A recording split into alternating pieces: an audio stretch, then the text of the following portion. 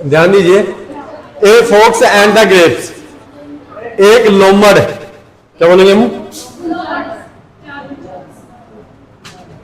लोमड़ या लोमड़ा, है ना, इसको हम लोमड़ी नहीं बोलेंगे, विक्सन यानी होती है लोमड़ी, है ना। A fox and the grapes यानी एक लोमड़ और अंगूर। देयर वाज ए फॉक्स यानी एक लोमड़ी थी। वन डे यानी एक दिन, सी वॉज वेरी हैंग्री यानी वह बहुत ज्यादा भूखी थी। सी कुड नॉट गेट फूड यानी उसे भोजन नहीं मिला था, यानी भोजन नहीं मिला था।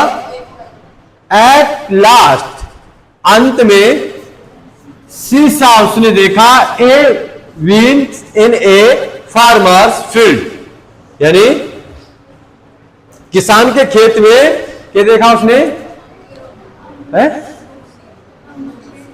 क्या देखा, बेल, है क्या लिखी है, यानी किसान के खेत में उसने अंगूर की जो बेल है वो देखी, है वाइन, WINE, हाँ बेल ही होती है, तो अंगूर अंगूर नहीं है लेकिन हम बेल बोल रहे हैं ना, उसने बेल देखी। या फिर हम यहाँ पे एक्सप्लेन करने के लिए तो अंगूर सब बोलेंगे ना,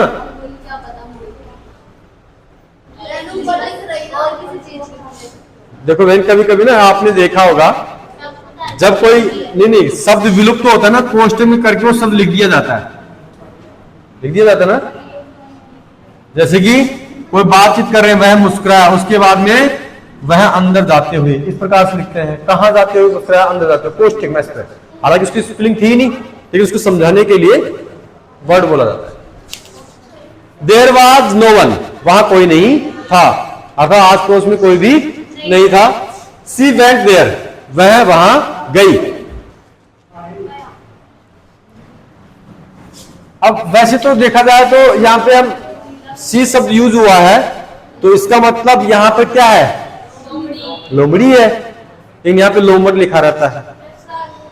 इसका आज से पहले भी हमने छोटे बच्चे थे तब भी हम समझते थे फॉक्स यानी लोमड़ी, लोमड़ कभी पढ़ा ही नहीं पढ़ा ना। हाँ, TIGER, टाइगर, टाइगर चीता ही बोला जाता है, बाघ चीतनी, ये लोग टाइगर यानी बाघ होता है और टाइग्रेस यानी बाघिन होती है। आ रही की बात समझ में, लेकिन टाइगर यानी हमने चीता ही पढ़ा था, और होता क्या है, बाघ। ध्यान दो आगे। सी सा यानी उसने देखा, देयर यानी वहां, many ripe bunch of grapes यानी वहां उसने अंगूरों के पके हुए जो गुच्छे, राइप का मतलब था पकना,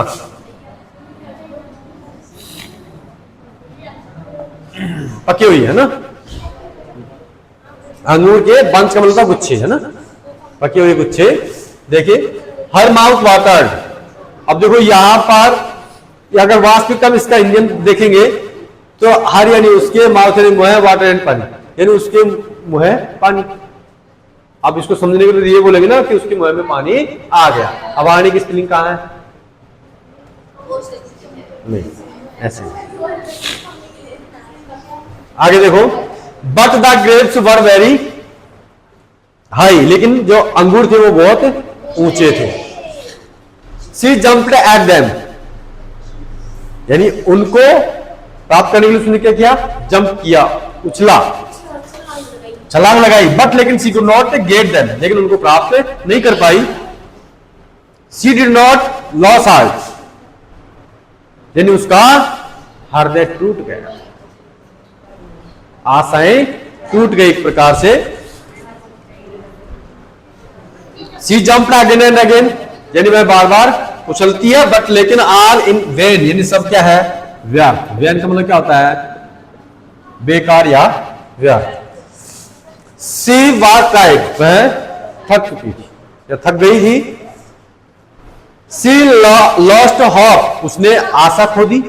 टू गेट यानी प्राप्त करने की, टू ग्रेप्स यानी अंगूर, यानी उसने अंगूर प्राप्त करने की आशा खो दी, खत्म हो चुकी थी। सी लुक्स एट देम, यानी वह उनको देखती विथ ग्रेडी आइज, यानी लालची नजरों से, है ना, लालच भरी नजरों से वह उनको देख रही थी। बट लेकिन सी वाज हेल्पलेस, यानी वह बिल्कुल असहाय थी। हेल्पलेस का मतलब होता है असहाय।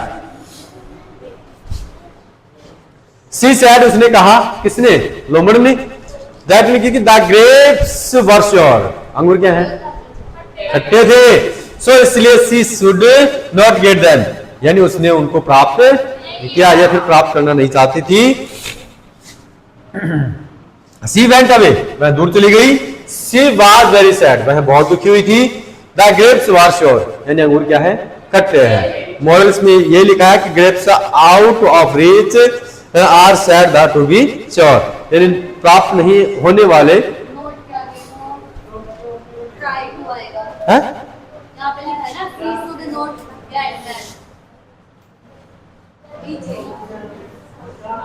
यहाँ, अच्छा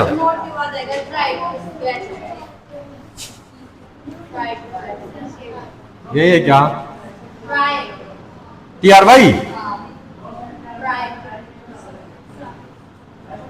बस